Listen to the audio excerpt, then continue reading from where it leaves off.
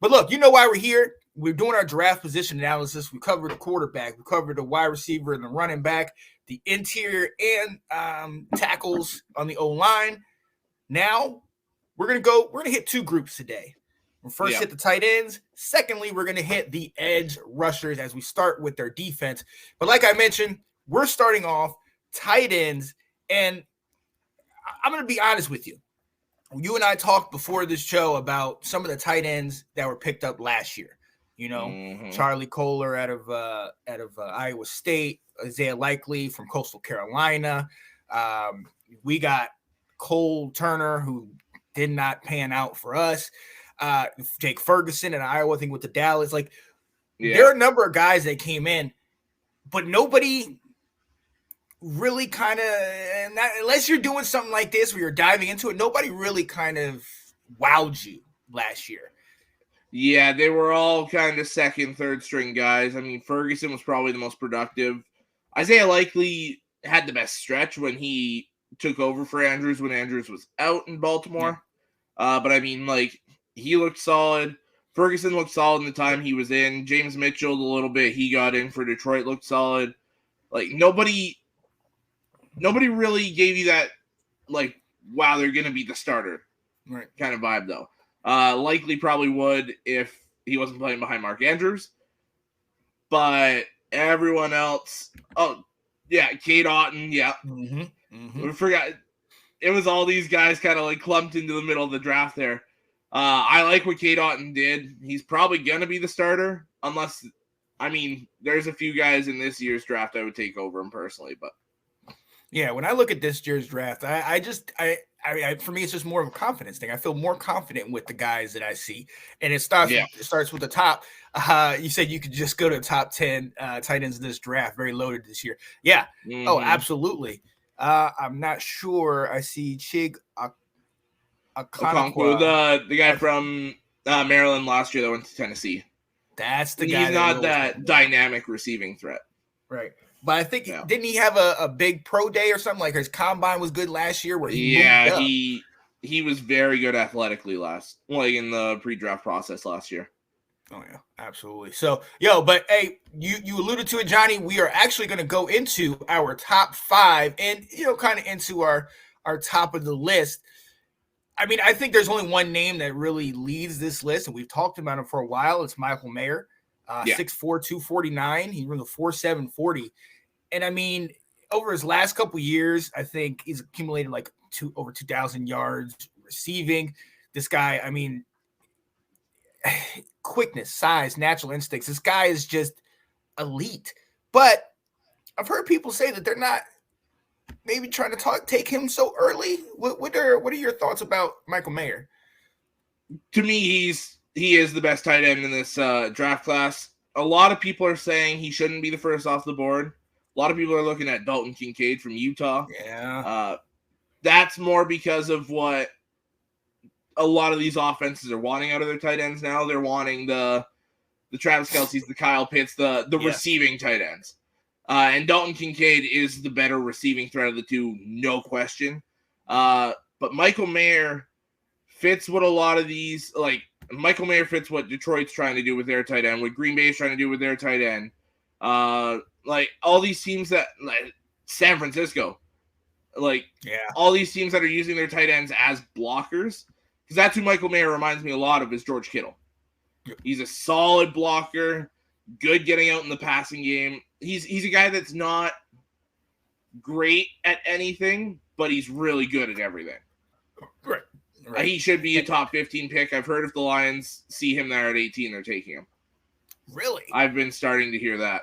So see, and I mean, the reason why I want to talk about him is because that's somebody that I've been mentioned to you multiple times. I mentioned it to Will, and Will, basically, came at me like, we're not picking this guy up at 11 or at 16 and this and that. But I'm like, if he is what we're expecting him to be, you mentioned George Kittle. If he is that kind of Kelsey type, if he is somebody that can take top off a defense, I mean, we got a rookie quarterback. Of course you want to take him. I mean, in my mind, the perfect scenario is Washington's going to take a lineman. hopefully Yeah. Cody Monk, but we'll get to that. But at the end of the day, if he's there, I mean, we all know most draft boards is best on the board. So if he's there, me personally, I don't see a problem in taking him because he is a threat. We've got 3 solid wide receivers. Getting that tight end in, especially after what Cole Turner did last year, it's worth a look, in my opinion. In my opinion. So we shall see. But where are you going after that? We know Michael Mayer's at the top. You talked about Kincaid. Johnny said Darnell Washington out of Georgia. What are some That's of my number 3 guy. That's your number. Darnell Washington's my number 3 guy. He's my favorite, actually, of the tight ends, like my personal favorite. But he's not the best of them. He just massive human being. What 6'6", 6'7", something like that. 275. Very good in the he's a good route runner. Obviously, at that size, he's a hell of a run blocker. He's sneaky good with the ball in his hands after the catch. This is a guy that might sneak into the first round, probably early second round. But he's phenomenal. The only reason he's not right at the top is because he was overshadowed by Brock Bowers, and rightfully so. I mean, that guy's an animal. But it's a lot of what you're looking for. Like, if you're looking for the pass catching guy, Kincaid's your guy. If you're looking for the all around guy, Mayer's your guy. If you're looking for the blocker that can still catch and get out there, it's Washington. Those 3 are the top tier. And then after that, not far below is the second tier where I have 4, 5, and 6. My 4 and 5, I've got Sam Laporta from Iowa. Yes. I love what he brings. I mean, obviously there's a plethora of Iowa tight ends in the NFL, and starters at that. And then you have, for me, my number 5, most people have him at number 3 or 4, is Luke Musgrave from Oregon State. Again, this is another very good tight end. If you get any of these top 5 tight ends, you're getting a starting tight end at the NFL level. Absolutely. And I think it is more of what you're looking for. You know what I mean? Because there's a part of us, like I mentioned, we want to take the top off. We want somebody that's going to help our quarterback. But at the same time, we got to remember that our O-line has been struggling. Now, we've been trying to build it this year, and I'm speaking about Washington. But one of the things that would help an O-line, obviously, is a good running back that can help chip, but also that tight end on the end of the line. We got a guy a couple years ago at a Boise State he's not really going to separate, but he's got solid hands, and he's a great blocker, which is great for us as opposed to Cole Turner, who we got last year, that really kind of struggled. So when I look at, obviously, Kincaid he's that threat. But then I also look at Darnell Washington, and I don't think I mean, obviously, if you're looking Dre Adam, you can't see around the man, but I don't think you can overlook him. You know, if the first 2 are off the board early, I think picking up a guy that's 6'7", like 264 pounds, almost like a linebacker. Like, if you pick somebody up with that kind of size, and we've seen his athleticism, one-handed catches in pro day and the combine and all that. So I definitely love that. For me, shout out to our girl, Ash Swinton, and her love of Iowa. I think you got to go Laporta. I mean, first and foremost, he comes from Iowa, so they run the ball. They don't pass as much, but he gave them that weapon. But this guy's got size. This guy's got ability. But as a running back, more blockers for me, the better. So I always liked having another guy that could potentially move the pile. And I like what Laporta can do. And then 5 is Musgrave, because my top 3 is quite similar to yours, but 5 is Musgrave. Let's see. Washington could almost. And the next comment is the exact same thing. Yeah. Right. Exactly. Yeah. And I just don't think you can go wrong with that, because at least you're going to have a good blocker over there. And having that extra man, and especially, I mean, Rivera came out and said, we're a run team. We're trying to run the ball. And we've got a rookie quarterback, which leads me to believe we're going to do a lot of running. Let's get a guy like this that can sit there and help move the pile.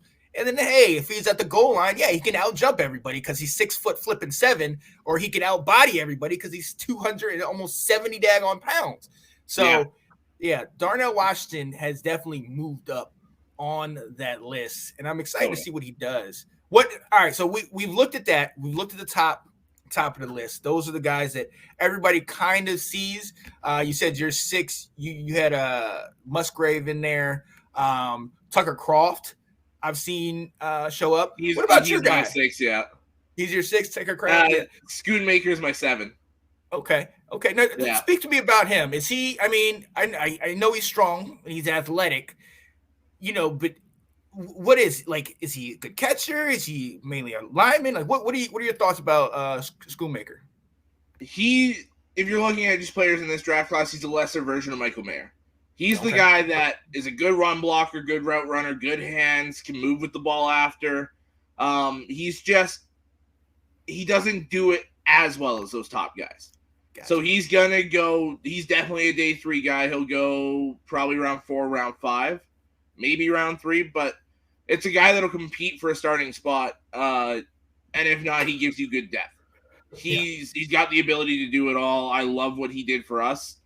I remember not this past season, but the 2021 season, he actually won us the game against Penn State. It was a brawl back and forth, and I think it was like 4th and 5 or whatever. We hit a little out route to him, and he ran it another 25, 30 yards for a touchdown right near the end of the game. So he's got the ability to do it all. He's kind of like, I mean, not what we were saying for Washington.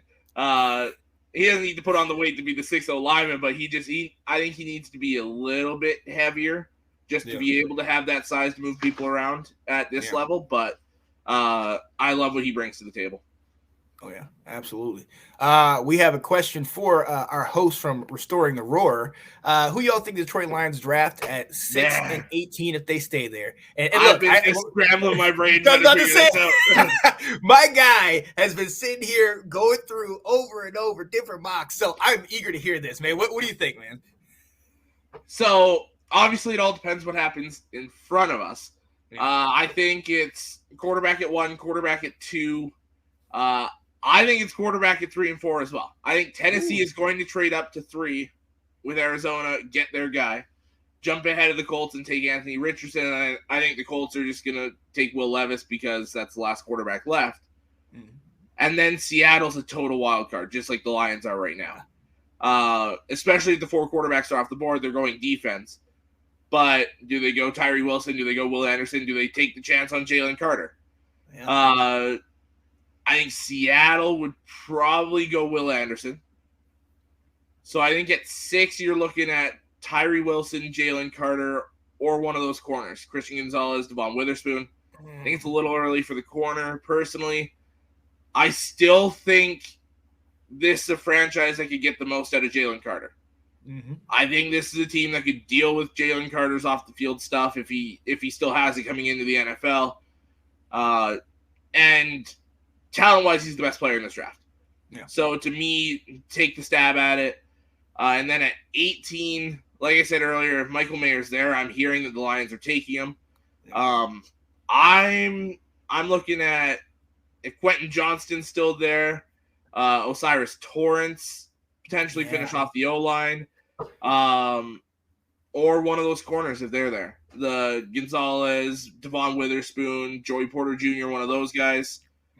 I think you double up on defense unless it's one of those top-tier offensive guys is still there. Oh, yeah. And I don't think we go Bijan Robinson anymore, paying Montgomery $6 million a year. Yeah. I've heard reports about Dallas getting Montgomery, and I don't, on Bijan Robinson, and I don't like that. I think they're trading up to get him. Yeah, I think it's going to happen, but let's cut that, please. I can't have Bijan Robinson playing me 2 times a year. Can't do it. Chris said, negative on Carter. I don't want that mess on my football team. The Titans already dealt with UGA players with off-the-field issues. That's it. Yeah. And to me, it's just the fact that he's that good of a talent. And I think Dan Campbell, Aaron Glenn, the other, like the leaders that are actually players in the locker room will be able to keep him in check. I really do. I think, and it'll all come down to, they brought him in for the top 30 visit. They interviewed him at the combine. They've done all the research they can on him. Yeah. So it'll ultimately come down to what they think. I I also would say I'd be ecstatic with Tyree Wilson, with Will Anderson, with any of those guys too. Tyree Wilson also has the size. If he puts on another 15 pounds, the frame can work as a defensive tackle. Mm-hmm. So that's another one there I love. But Lions are a total wild card right now. I have no idea. Oh yeah. Shout out to Uriel Jackson saying I think Seahawks will draft him, and we'll see. He said Alex said they're the wild card. I don't think they will because they signed Jaron Reed back. They brought him back from Green Bay. And Poona Ford is still a free agent. They might end up bringing him back. I love the idea of Devon Witherspoon because you pair him with Kirby Joseph. They played together in Illinois. Mm-hmm. You get some chemistry building in the back of that defense there, and it's interesting because Okuda's on the last year of his deal. You brought in C.J. Gardner-Johnson for 1 year. Emmanuel Mosley's 1 year. So of the 5 starting DBs per se, 3 of them are out after this year, unless they're brought back. So corner is absolutely in play. Oh yeah, absolutely. Johnny says with Hooker being looked at by the DRs, I think Levis drops out of the first round. Yeah, I know that's a hot take, but honestly, after the first 2 quarterbacks drop off, at talent is serious. In the second round is where I see most of them, unless they are really reaching. Maybe Richardson because teams want the athletic ability. I think there's 5 quarterbacks taken in the first round. That's going to be. I think Hooker's going to sneak into the first round, and I'm looking at Baltimore for Hendon Hooker. Now I will say this: Washington only brought in 1 quarterback with our top 30, and it was Hendon Hooker. So that would be very interesting. I had mentioned that either him, I was talking to Will, and you were in the comments, as a matter of fact, either Hendon Hooker or Robinson. Dorian Thompson-Robinson. DTR. Dorian Thompson-Robinson. One of those 2 I would have no problem with. My only issue is I don't want us to bring somebody in and all of a sudden you got, what's his name? Sam Howell looking over his shoulder. That's why I love Brissett being there. So. Yeah, I know the Lions quarterback, visit-wise, we brought in Richardson, and we are bringing in Hendon Hooker next week, and Darnell Wright. Ooh. I love the idea of that. Yeah. If we Darnell Wright at 18, slide him into that right guard, oh man, that offensive line is loaded. Come on now. I've currently got 11 wins for the Lions, which does win the NFC North. Baby. Got to see how the actual schedule is set out though, because if there's long road stretches or back-to-back against, we play the AFC West this year, so you get Chiefs Chargers pretty close to each other.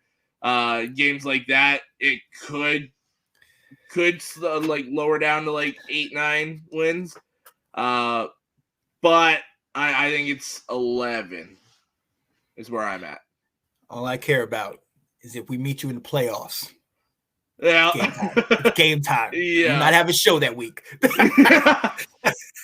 Yeah. Oh, reading reports on Levis bombing in interviews coming off as entitled and arrogant, drops him out of the first round. Interesting. Interesting. I like that.